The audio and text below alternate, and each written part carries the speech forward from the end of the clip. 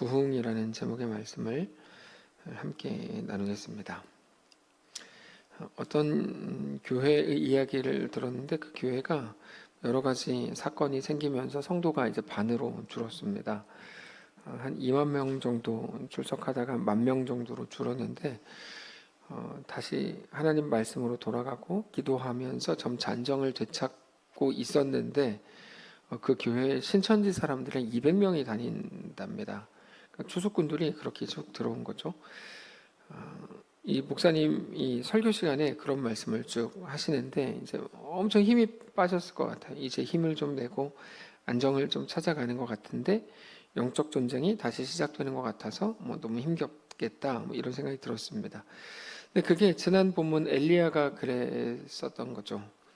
엘리야가 깊은 침체에 빠졌는데 왜 그랬는가 하면 엘리야는 하나님이 갈멜산에 가서 싸우라고 해서 자기가 직접 나가서 싸웠고 분명히 승리했는데 이제 다 끝났다고 생각했는데 거기에서 불씨가 또 살아가지고 활활 타오르는 걸 보면서 감정이 이제 복잡해지는 겁니다.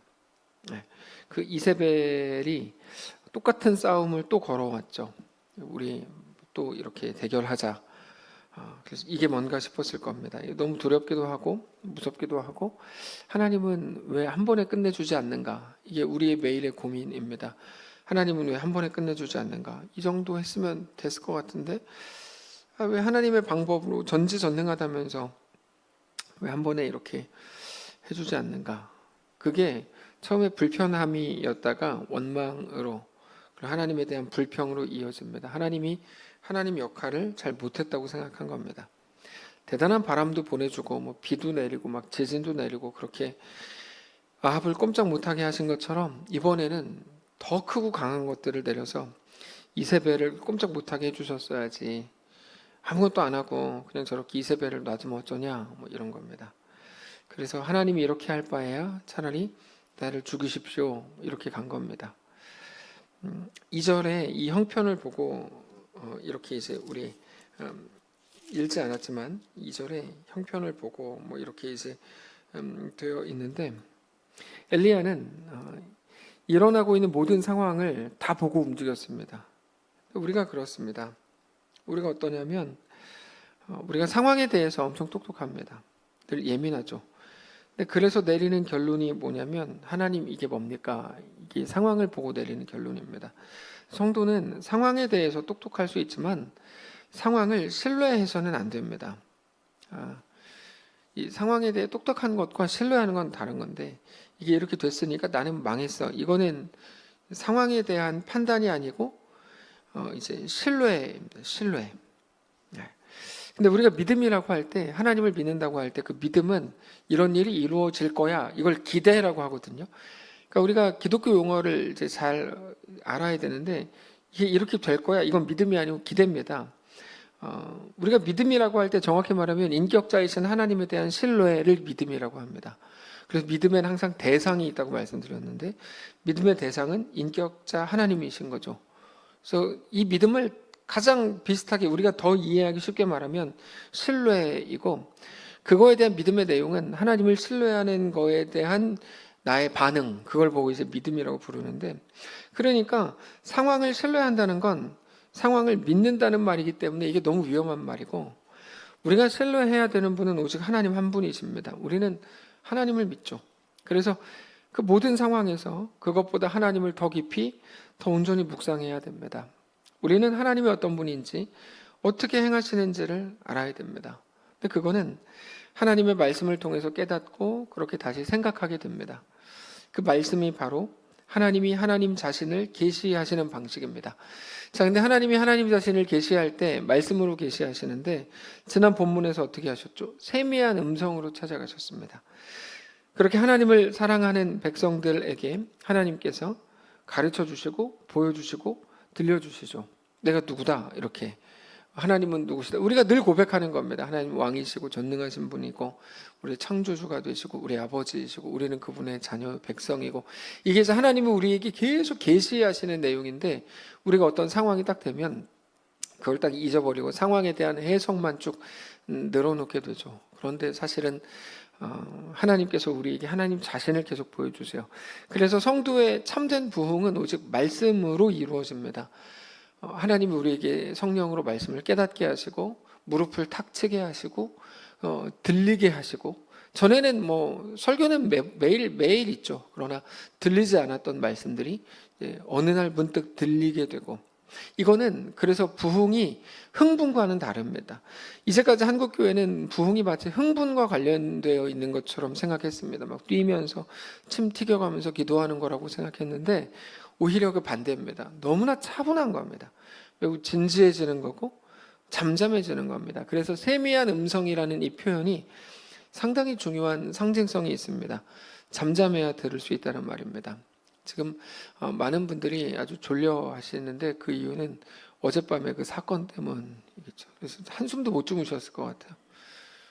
그 아합과 이세벨, 아니다. 그 하여튼 그래서 우리가 지금 정신을 못 차리고 있는 건데, 제가 신대원 때 그 한번 그 총장이 문제가 있었던 적이 있어요. 그래가지고 하여튼 막 그때도 하여튼 뭐 이런 되게 비슷한 분위기였어요.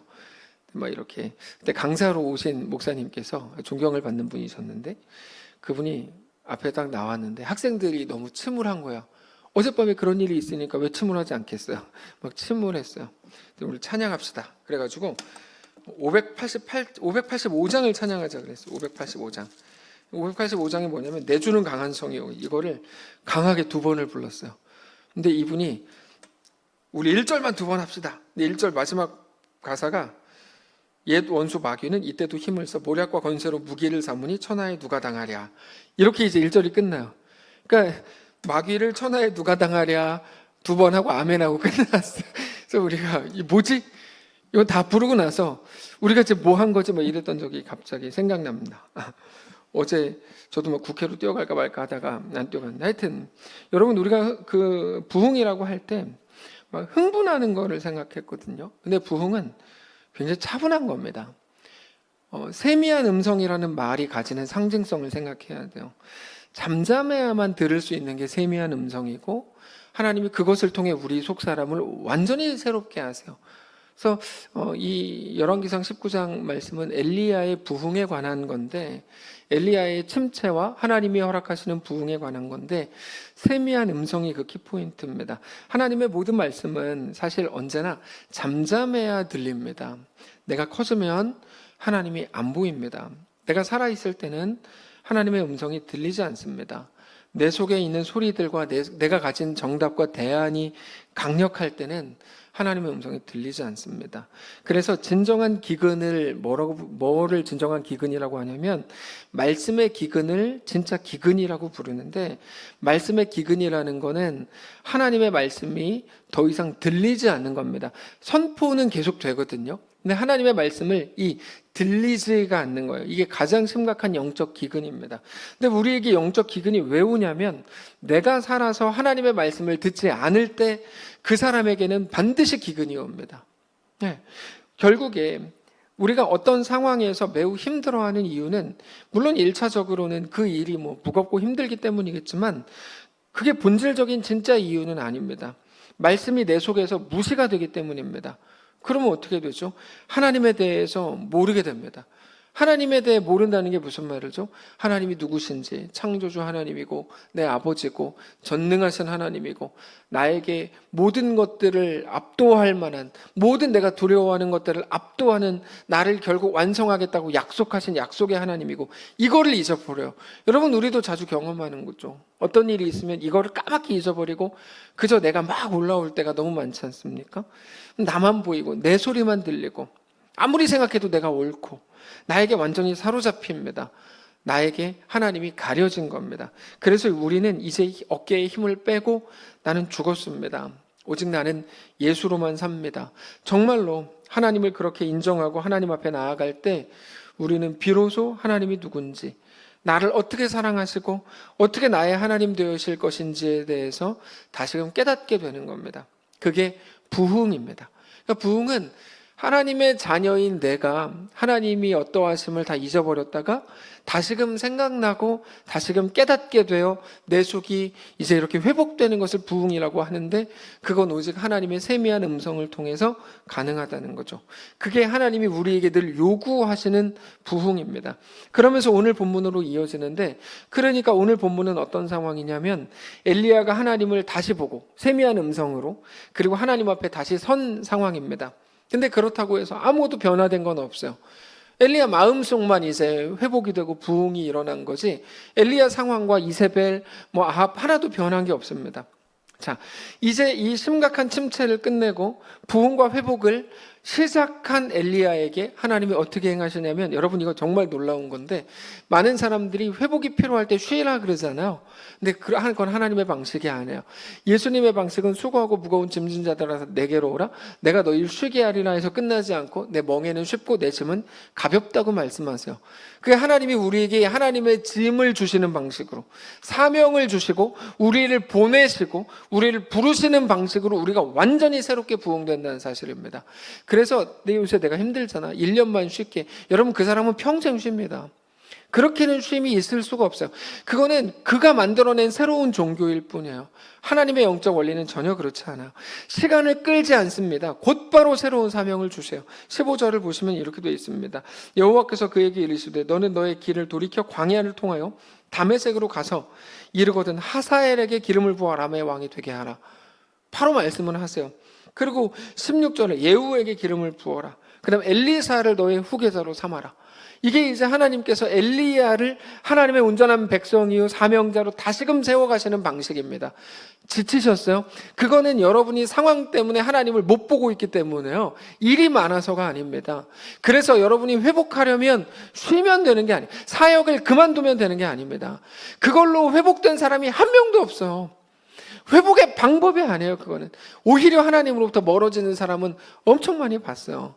하나님께 온전히 회복하려면 하나님 말씀을 다시금 새롭게 깨닫고, 하나님이 우리에게 맡기시는 그 일, 하나님이 보라고 하시는 것, 가라고 하시는 그 자리, 행하라고 하시는 그 일을 행해야 합니다.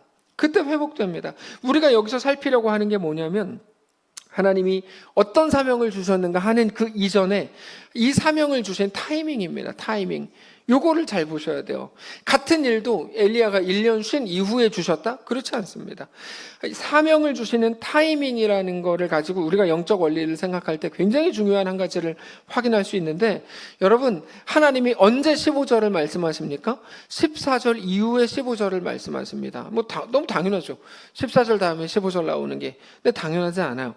엘리야는 10절에서 어린아이 같은 투정을 합니다. 그때 하나님이 어떻게 하시냐면, 엘리야 마음속에 있었던 그 답답한 그 모든 것들, 엘리야가 생각한 정답을 다 보여주시죠. 바위도 부수고 바람도 내고 별의별 강력한 거를 다 보여주세요. 근데 그게 진짜 정답이 아니라는 것도 확인시켜 주셨죠. 대신 하나님이 정답이신 것을 세미한 음성을 통해 가르쳐 주셨어요. 그러니까 엘리야 입장에서는 다 들었고 다 보았고 다 느꼈고 정말로 알게 됐습니다. 근데 이미 알게 되고 회복을, 부흥을 누리게 된 엘리야가 14절에서 10절에서 했던 똑같은 어린아이 투정을 또 한 번 합니다. 14절 한번 보시면 이렇게 되어 있어요. 그가 대답하되 내가 만군의 하나님 여호와께 열심히 유별하오니 이는 이스라엘 자손이 주의 언약을 버리고 나만 남았습니다. 똑같은 말도 하고 있어요, 엘리야가. 하나님이 그때 곧바로 사명을 주세요. 이게 중요합니다. 하나님은 설명하시지 않고 엘리야에게 말씀하신다는 거예요. 말씀이 설명 아닙니까? 그렇지 않습니다. 여기서의 하나님의 말씀은 선포입니다. 선포. 하나님은 설명하시지 않고 선포하십니다. 왜 대꾸도 안 하고 곧바로 사명을 주실까요? 여러분, 엘리야를 설득시키고 설명하는 건 하나님에게 하나도 중요한 문제가 아닙니다.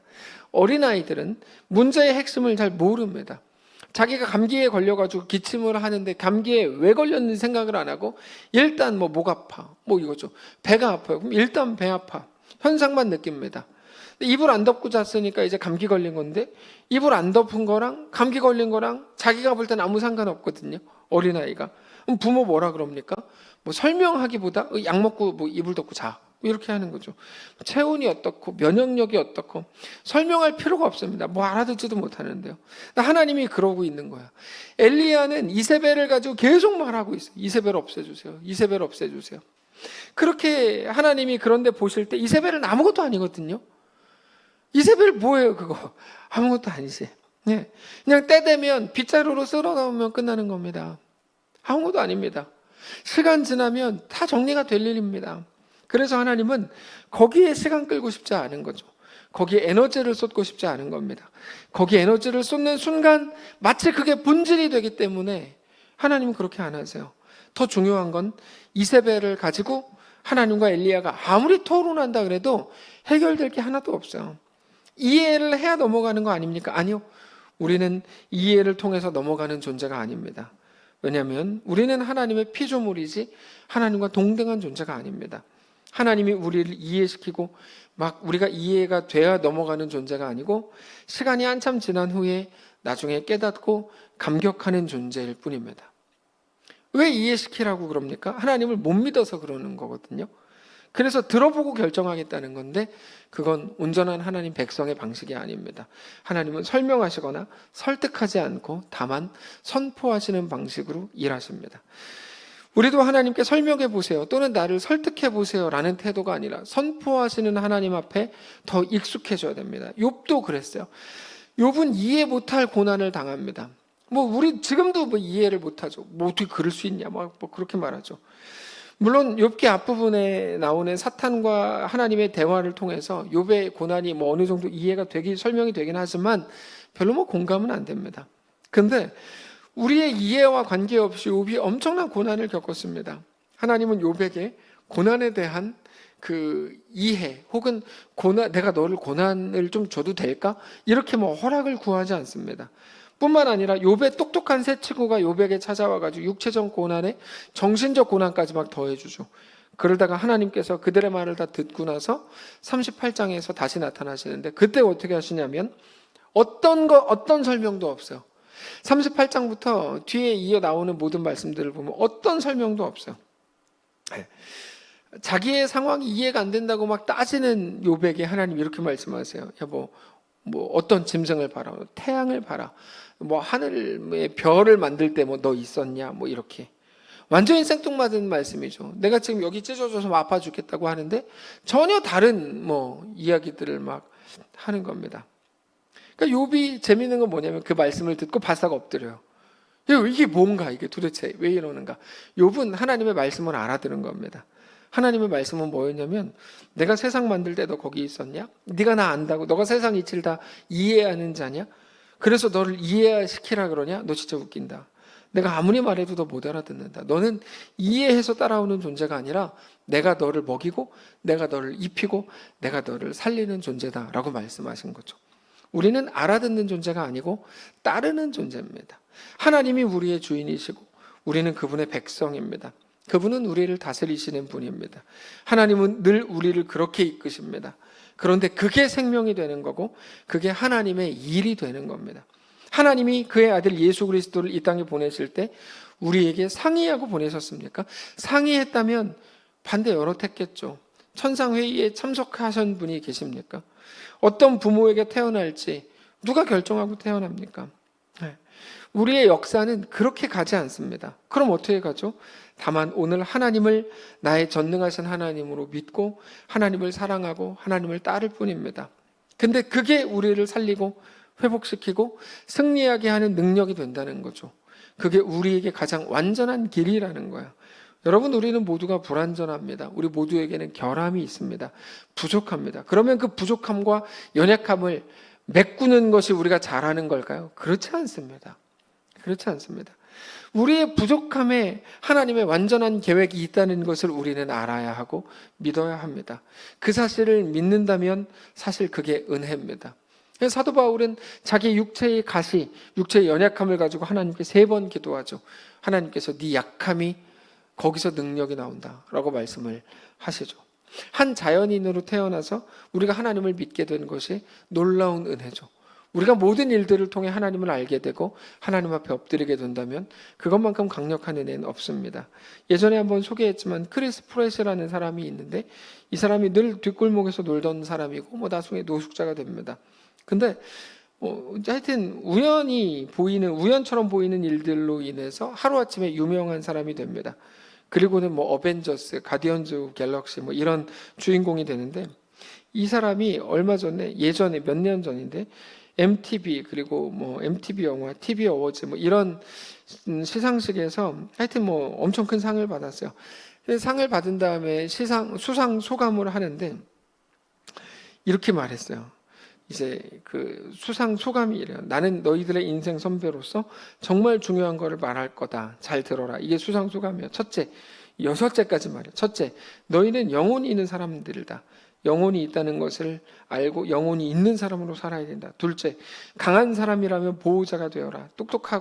똑똑하다면 겸손한 영향력을 행사해라. 힘과 지능은 약한 사람을 이기려고 쓰면 안 된다. 그러면 너희를 죽이는 것이다. 그것보다 큰 사람이 되어서 약자를 도와라. 세 번째, 무엇이 되었든 일단 돈을 벌게 되면 선행을 해라. 그게 당신들의 영혼에 좋다. 4번, 하나님은 정말 살아계신다. 하나님은 당신을 사랑한다. 하나님은 당신을 위해 최선을 원하신다. 그거를 믿어라. 5번째, 기도하는 법을 배워라. 그리고 하나님께 기도해라. 6번째, 이 6번째가 이제 중요한데 아무도 완벽하지 않다는 걸 인정해라. 그 자체로 행복한 사람은 없다. 너도 불완전한 사람이다. 그런데 하나님이 너를 그런 식으로 불완전하게 만든 이유가 있다. 만일에 너가 너의 불완전함에 대한 하나님의 계획을 믿는다면, 그래서 그분을 믿고 하나님의 계획을 의지해서 살 용기와 의지가 있다면 그건 엄청나게 큰 은혜다. 그 은혜야말로 가장 큰 선물이다. 이렇게 6가지 수상소감을 말했습니다. 놀라운 수상소감인데 우리가 그렇습니다. 하나님이 우리에게 왜 설명하셔야 되죠? 우리는 그것을 왜 요구합니까? 여러분, 하나님의 설명이 필요한 게 아니라 우리는 그저 하나님이 필요합니다. 하나님은 우리보다 완전하십니다. 우리와 비교할 수 없이 우리를 사랑하시고 우리를 향한 놀라운 완벽한 계획을 가지셨다는 사실을 믿어야 합니다. 오늘 본문에도 엘리야와 비교도 안 됩니다. 자, 엘리야는 나만 남았다고 말하는데 하나님 뭐라 그러세요? 바알에게 무릎 꿇지 않은 7,000명이 있다고 말씀하세요. 그러니까 엘리야랑 하나님은 사실 비교 자체가 안 되는데 엘리야가 설득을 요구한다고 하나님이 설득하셔야 되고 설명하셔야 된다고요? 말이 되지 않는 거죠. 우리가 그런 거예요. 엘리야는 자기 생명까지 빼앗기겠다고 말하고 있지만 하나님은 그들을 다 제거하실 겁니다. 다른 왕을 이미 마음속에 준비시키셨어요. 누구한테 기름을 부어라. 누구한테 말하잖아요. 성도 여러분, 우리도 완전히 똑같습니다. 우리는 완전하지 않습니다. 우리 실수가 아닙니다. 우리가 잘못해서가 아닙니다. 여러분, 우리가 부족하지 않은 것으로 가는 게 하나님의 뜻도 아닙니다. 우리의 이해도, 우리 계산도, 우리 실력도 완전하지 않습니다. 그런데 우리 하나님은 완전하십니다. 하나님은 우리를 가장 사랑하십니다. 하나님은 우리를 위해 그 아들을 예수 그리스도를 십자가에 내어주셔서 우리를 하나님의 자녀로 삼으셨습니다. 그래서 우리를 포기할 수가 없는 겁니다. 하나님은 이미 우리에게 올인하셨기 때문에 우리를 잃어버릴 수가 없습니다. 그 하나님을 바라보면서 믿음으로 오늘 하나님을 또 따라가야만 합니다. 그래서 하나님이 어떻게 하시죠? 하나님의 놀라운 타이밍, 곧바로 사명을 주시죠. 15절에 여호와께서 그에게 이르시되 너는 내 길을 돌이켜 광야를 통하여 다메섹에 가서 하사엘에게 기름을 붓고 16절에 예후에게 기름을 붓고 엘리사를 너를 대신하여 후계자가 되게 하라.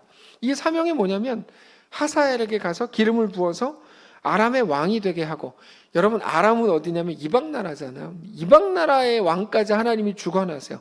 예후에게 기름을 부어서 이스라엘 왕이 되게 하고, 이스라엘의 지금 왕은 아합이거든요. 근데 하나님 바꾸시겠다는 거야. 엘리사를 너의 후임 선지자로 세우라. 여러분, 이거 굉장히 중요한 부흥의 원리인데, 부흥은 한 사람의 마음이 뜨거워져 있는 걸로 끝나지 않습니다. 그냥 앉아있게 하지 않습니다. 혼자 잠잠하게 회복한다고 해서 그게 부흥이 아닙니다. 반드시 움직이게 만듭니다. 이거는 되게 중요한 시금석입니다. 근데 어떻게 움직이죠? 그냥 가라고 하니까 가는 거? 그렇지 않습니다. 그럼 왜 가죠? 물론 하나님의 명령이기도 하지만 사실 가슴이 뛰기 때문에 갈 수밖에 없는 겁니다. 이게 부흥의 증상입니다. 움직임이 있는 거죠. 엘리야가 하나님 말씀하시자마자 가서 하라고 하시는 거를 다 해요. 왜냐? 하나님께서 주시는 마음 때문에 뜨거워지거든요. 시켜서 한 건지 뜨거워져서 한 건지 어떻게 알죠? 이거 다 압니다. 방금 전까지만 해도 죽어라고 하라고 해도 아무것도 안 하고, 이럴 거면 그냥 죽여달라 그랬던 사람이 엘리야인데 완전히 바뀌었죠. 하나님이 말씀하시자마자 달려갑니다. 그렇게 마음이 달라지고 뜨거워지면 행복과 기쁨을 느끼게 되죠. 물론 그 좋은 마음, 행복과 기쁨이 하나님이 우리에게 허락하시는 부흥의 최종 목적지는 아닙니다. 정확하게 말하면 부흥은 나의 만족을 위해 주어지는 게 아닙니다. 내 삶을 하나님께 가장 확실하고 완벽하게 드리는 방식입니다. 그래서 성도 여러분, 하나님이 가라고 하시는 곳으로 가야 하고 행하라고 하시는 그 일을 행하셔야 합니다. 그게 아무리 내 생각과 달라도, 내 성향과 달라도, 현실적으로 부담스러워도 감당하셔야 됩니다. 왜요? 그게 우리의 부흥을 통해 하나님이 이루어 가시는 자리이기 때문입니다. 그렇게 하나님 나라가 우리 속에 세워질 것이기 때문입니다. 동시에 그거를 통해서 우리 속의 부흥이 점점 더 확장되기 때문입니다. 그래서 순종이 없는 부흥이라는 것은 아예 말이 안 되는 거죠. 앞뒤가 맞지 않는 겁니다. 혼자 조용히 성경 읽고 조용히 기도하고 혼자 그렇게 있는 것으로는 하나님 앞에서의 온전한 부흥이라고 설명할 수가 없습니다. 엘리야, 너 이제 회복됐으니까 그냥 좋은 산에 집 짓고 거기 편하게 살아, 이렇게 말했던 사람이 베드로였거든요. 변화산상에서. 그때 예수님께서 뭐라 그러세요? 사탄아 불러가라, 이렇게 하시죠. 너는 나를 넘어지게 하는 자다. 무슨 말이냐면 그렇게 혼자 만족하는 건 부흥이 아닙니다. 부흥은 반드시 움직이게 합니다. 처음에 말씀드렸던 그 교회를 위해서 이제 기도하는데 처음에는 불쌍히 여겨주십시오, 힘을 주십시오. 그런데 그러다가 알게 됐어요. 그 일을 통해서 하나님은 그 교회에도 하나님 나라를 이루어가고 계신다는 걸 알게 됐어요. 그 사실 때문에 성도들은 이제 말씀의 진리에 더 많이 집중하게 될 거고, 그 하나님을 더 많이 붙들게 될 거고, 하나님의 은혜가 사람이 확인하고 생각할 수 없는 방식으로 놀랍게 이끌어가게 될 것을 확신하면서 기도하게 되는 거죠. 아무런 문제가 없는 것을 우리는 은혜라고 말하지만 하나님의 방식은 완전히 다르죠. 놀라운 건 뭐냐면, 지난 주일에 재정과 헌금에 대해서 잠깐 말씀드리고 나서 제가 여러 가정에 다시금 헌금 생활을 하자고 문자를 이제 보냈습니다. 기분 나쁠 거라고 생각하면서 좀 염려하면서 보내고 제 마음도 무거웠는데 돌아온 그분들의 대답 때문에 제가 큰 위로를 얻었습니다. 하나님 앞에서 무너진 생활과 질서를 다시 바로잡아 보겠다고 다짐을 한 가정들이 너무나 많았어요.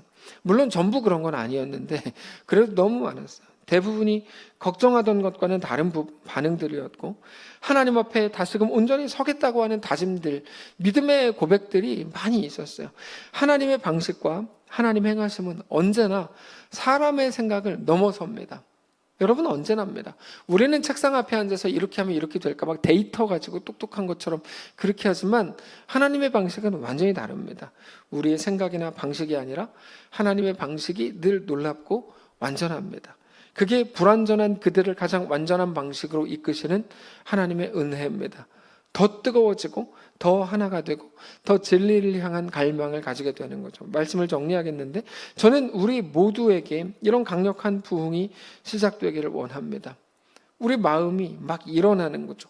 현실과 상황과 현상에 붙들려서 힘이 다 빠져 있고 늘 한숨을 쉬고 아무것도 못하고 그게 전부인 줄 알았던 성도들이 이제는 마음이 회복되고 새롭게 되어서 움직이기 시작하는 거죠. 하나님이 명령하시는 대로 움직이고 하나님이 우리에게 말씀과 마음을 주시는 대로 역사되는 거예요.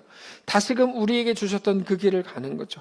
하나님의 말씀 하나 붙들고 모두가 뜨거워져서 하나님 나라를 위해 자기들의 시간과 열정과 인생을 다 드리는 겁니다. 하나님이 그것을 받으십니다. 이 놀라운 부흥이 우리 가운데, 우리 가정과 교회 가운데 가득 임하게 되시기를 주님의 이름으로 축복합니다. 함께 찬양하겠습니다.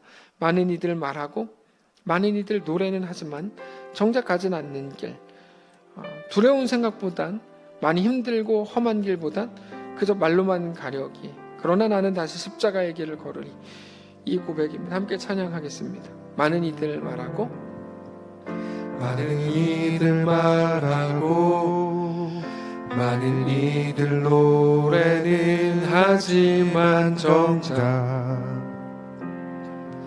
가진 않는 길, 두려운 생각보다 많이 힘들고 험한 길보단 그저 말로만 가려기에 점점 멀어져만 가네. 내게 생명 주었던 그 길 점점 미워하려 하네.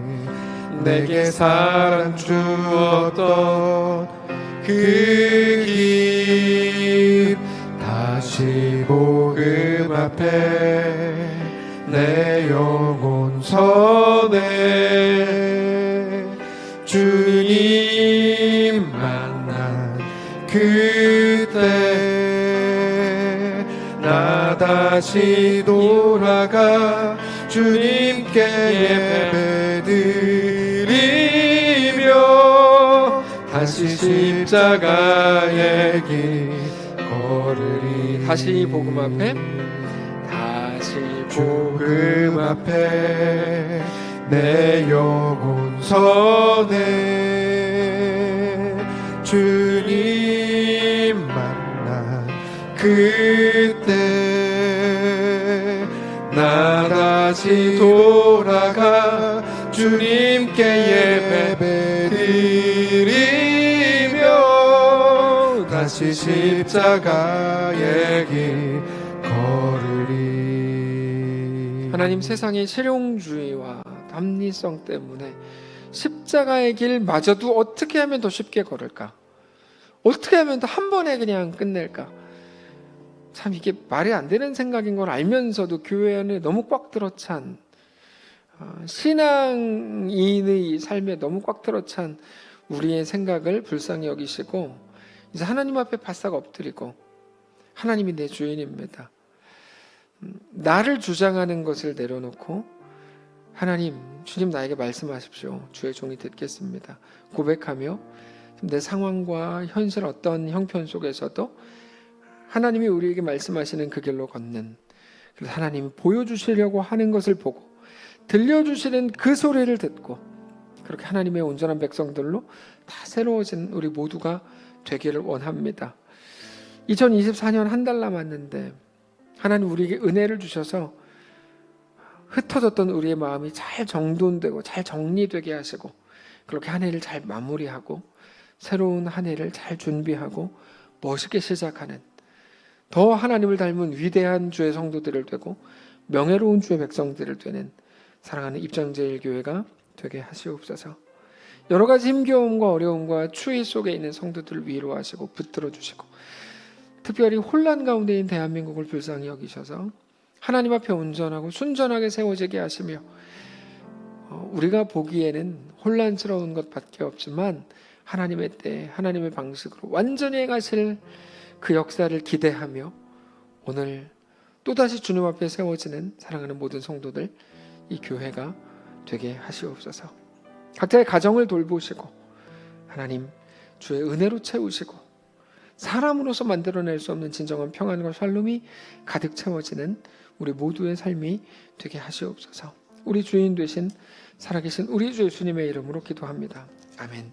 하늘에 계신 우리 아버지여, 이름이 거룩히 여김을 받으시오며 나라가 임하시오며 뜻이 하늘에서 이룬 것 같이 땅에서도 이루어지이다. 오늘 우리에게 일용할 양식을 주시고 우리가 우리에게 죄진 자를 사하여 준 것 같이 우리 죄를 사하여 주시고 우리를 시험에 들게 하지 마시고 다만 악에서 구하시옵소서. 대개 나라와 권세와 영광이 아버지께 영원히 있사옵나이다. 아멘.